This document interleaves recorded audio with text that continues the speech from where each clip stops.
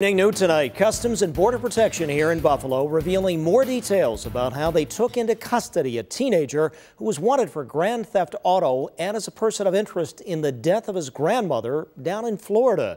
The 15-year-old was stopped and turned over to police after making a U-turn on the Peace Bridge last night. Channel 2's Erica Brecker bringing us the story, which starts first in the city of Jacksonville.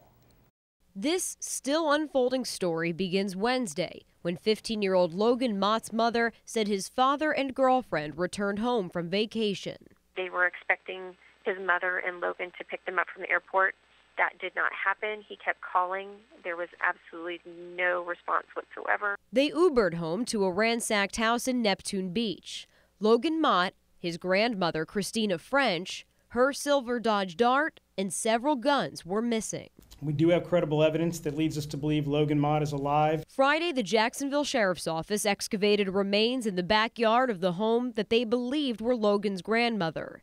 They announced Mott was a person of interest in her death, possibly armed and dangerous. All that we have been told is that the house is now a crime scene. Officials say he may have been spotted in southern Pennsylvania, and then CBP officers at the Peace Bridge encountered Logan Mott, who had made a wrong turn onto the bridge.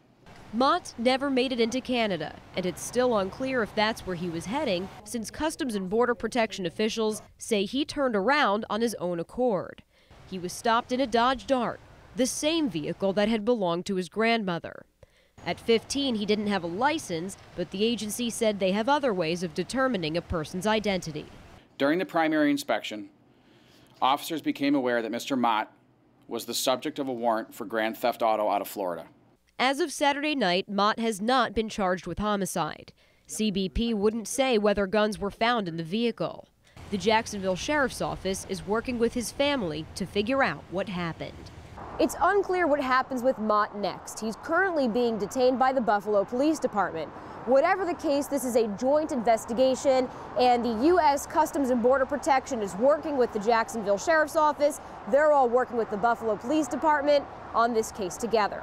Reporting from the Peace Bridge tonight, Erica Brecker, Channel 2 News.